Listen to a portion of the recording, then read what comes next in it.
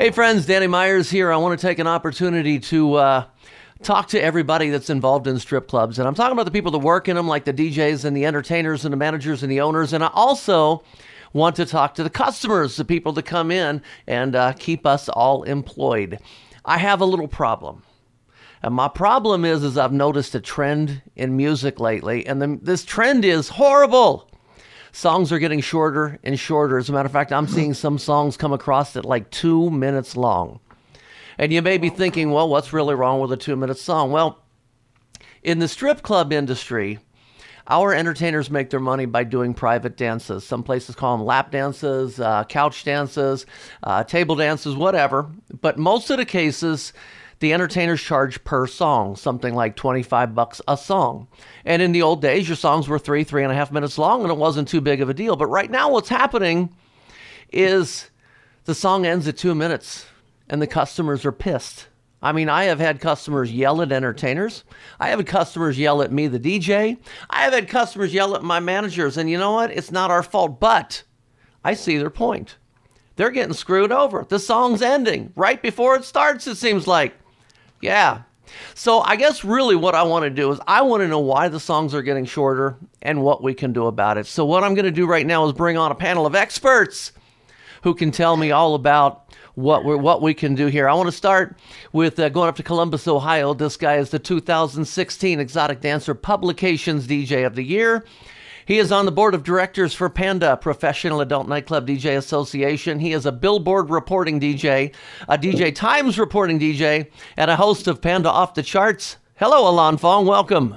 Hey, good to be on, Danny, of course. And this is a good topic to bring up, and hopefully we can come up with some explanations and solutions. Yeah. Well, let me bring on my other expert over here. This guy is the CEO of Concrete Marketing and StripJointsMusic.com. StripJointsMusic.com. Yeah. A two-time Grammy-nominated executive producer. He is a multiple platinum, diamond, and gold record award winner. He is also one of our hosts on PandaOffTheCharts.com.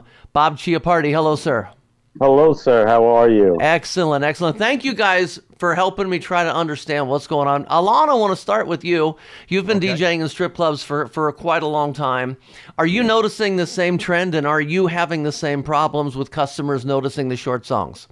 Yeah, without a doubt. You know, with songs coming in at 2 minutes, 30 seconds, people aren't getting their bang for the buck. Like you said, traditionally, strip clubs play their songs between 3 and 3.5 minutes. Some clubs actually play the whole song, and back when that started, that meant 4 and 5 minute songs. Mm-hmm. So the customer's sort of used to that standard. So now if we try and play a current song that's really short, they definitely feel like, hey, what's going on? They have an intrinsic sense of when the song or dance should be ending.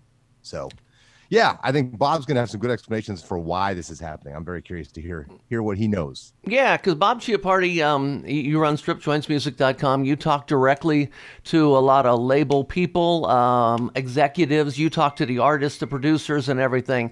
So I wanted to come to you, Bob, because I figured you could give us that expert insight.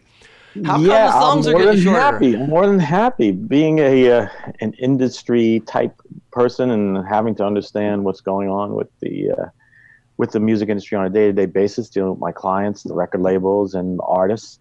You try to stay on top of this stuff, and I've got explanations for it. It's really technology is the bottom line, is what has caused this the situation of shorter songs. Everyone should understand. I'm sure this is stuff that most guys, especially DJs, do understand. But the last year was a very pivotal year. The last 5 years particularly, but last year especially, where things really changed as far as where does revenue come from in the music industry. And let's face it, when it comes to anything, it's the almighty dollar that runs the show. Mm-hmm. Whether it's in the strip clubs or in the recording studios, that's what drives. And last year was a big change where streaming became the number one maker of money. Mm-hmm. All right, like Spotify and things like that. Exactly. Okay. Spotify got more popular. YouTube, all the different platforms, all the different streaming platforms have now gotten to the point where they've got enough members and stuff like that the income has pushed past what do you call it, digital downloads, which has been constantly shrinking.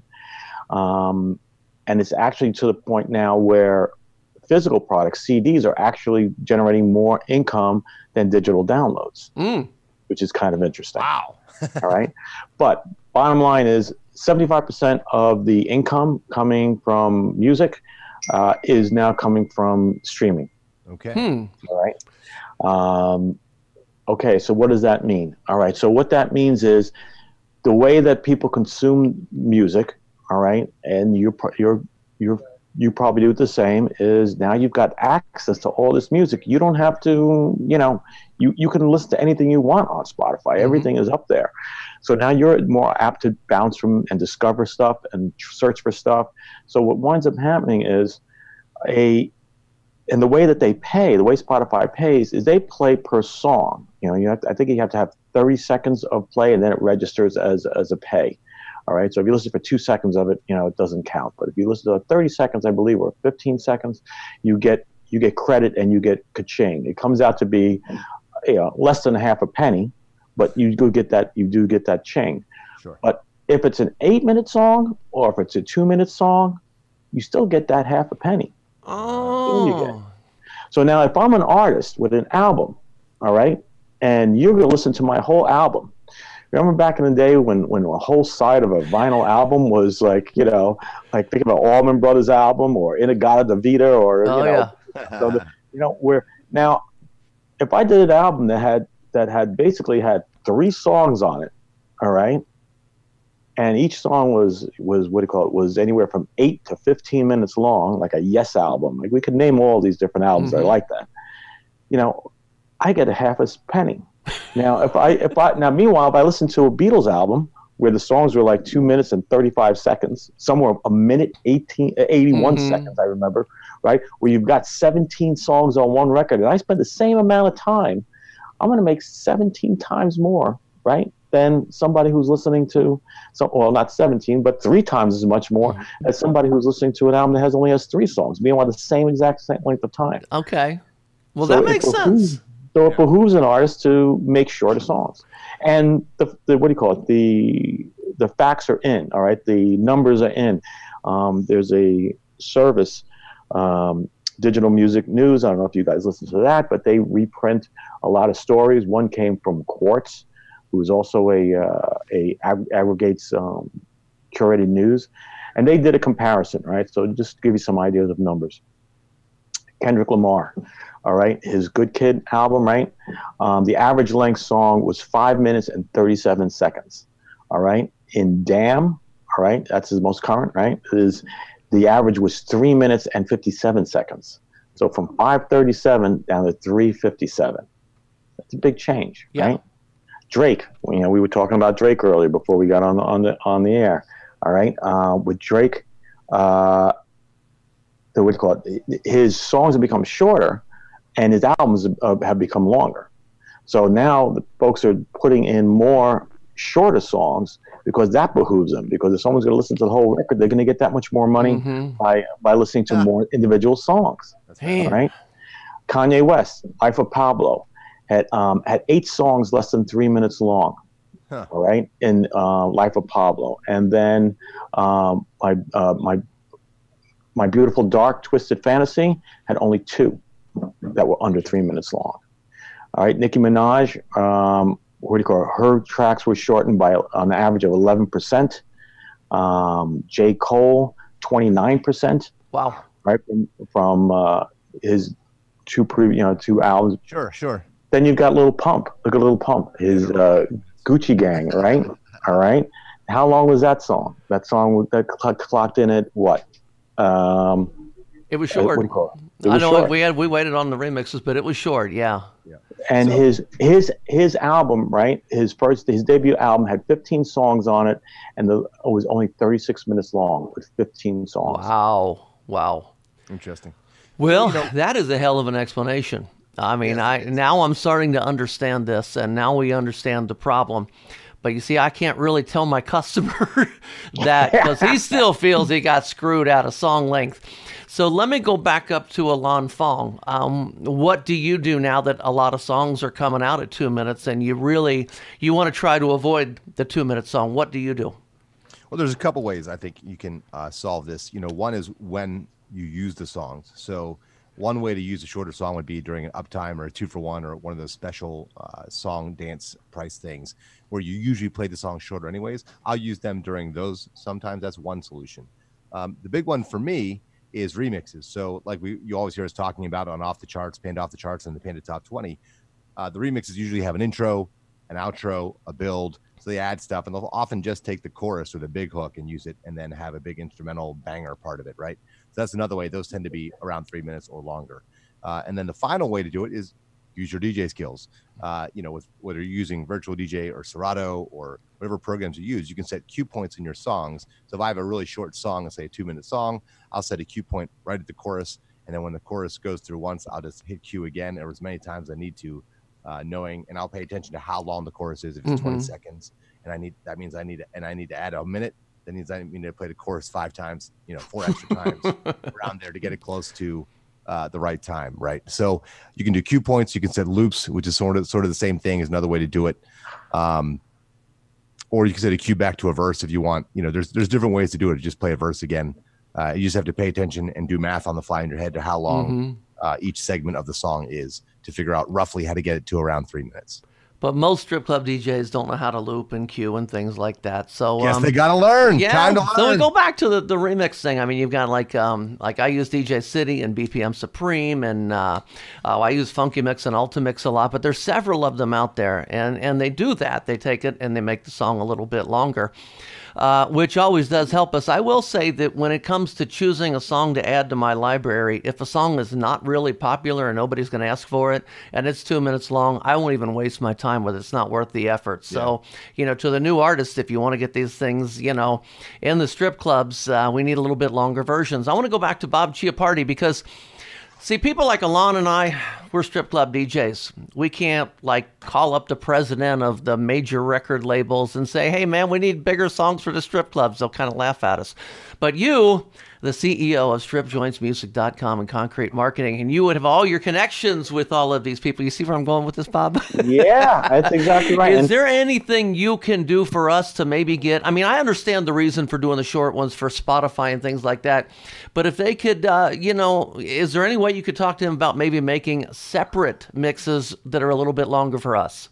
Totally, without a doubt. And what I'm doing now, whenever a record label decides to put a song onto the Strip Joints program, I send them a list of assets that I need. And what I've started to do now, this is just starting last week from this conversation, along with saying, okay, I need a MP3 of the song, I need a what do you call it, a photo, press photo, I need a single artwork, album artwork, all those type of things. I'm now telling them that I also need versions to be at least 3 minutes. If they don't have them, if they can have somebody edit together something like that, that's very helpful to get more play. So I'm starting to ask for that as well. Wow, you're going to be like the god for all of the DJs if you can pull this thing off. I'm just trying to do my part here. Just trying to do my part to make your guys' lives just a little bit better. And this sort of thing has gone on in pop in the past, like you mentioned the Beatles, and in the 50s and 60s, songs were really short and to the point that radio ad space was important, right? And in the 70s and 60s, when longer album tracks started becoming popular, so we had, how is a Queen of today going to come up with their Bohemian Rhapsody if songs are only 2 minutes long, right? So unfortunately, maybe we're missing out on some phenomenal music, and the time, this chasing of the dollar doesn't allow artists to really fully express themselves artistically. So the true artists are going to say, you know what, I don't care about that. I'm just going to keep writing it. And to a certain degree, my advice to artists is, hey, good music is good music. People are going to listen to it, write it, and it'll get heard and it'll make you money. And this sort of thing is cyclical as well. So we'll see what comes next as far as this. Well, again, what could also happen, again, right now, this is how Spotify and Amazon, all the streaming companies decide to do it. At some point, they might decide to change that, and they might say, okay, instead of basing it on per play, it could be based on per, the actual amount of time. Again, if musicians and people wanted to start, pushing that, that's all can be changed. And I know there's a backlash against Spotify right now and the streaming services about wanting a change in how it's being done, but that's a whole nother. Yeah. There's always going to be, because again, with technology changing as fast as it does, you make a change, it's going to spur some kind of discontent in somebody, right? Stay tuned, everybody. Exactly. Well, exactly. Yeah. One thing I wanted to bring up was, this is not really the artist's fault. We shouldn't be blaming them. We shouldn't be blaming the labels, because as a DJ, and in fact, Alon Fong, you're a DJ. Let me tell you something. If you didn't get paid by entertainers or hourly or anything like that, if your pay came from you get so much per song that you play, what would you do, Alon? Man, I would be best quick mix DJ in the history of DJing. That's where I'd be looking for all those Tyga songs that are 2 minutes long. Be like, beat it, jump. Yeah. Ain't talking about alive wire. They'd just be on and on and on. It'd be one bang, bang, bang, bang, bang.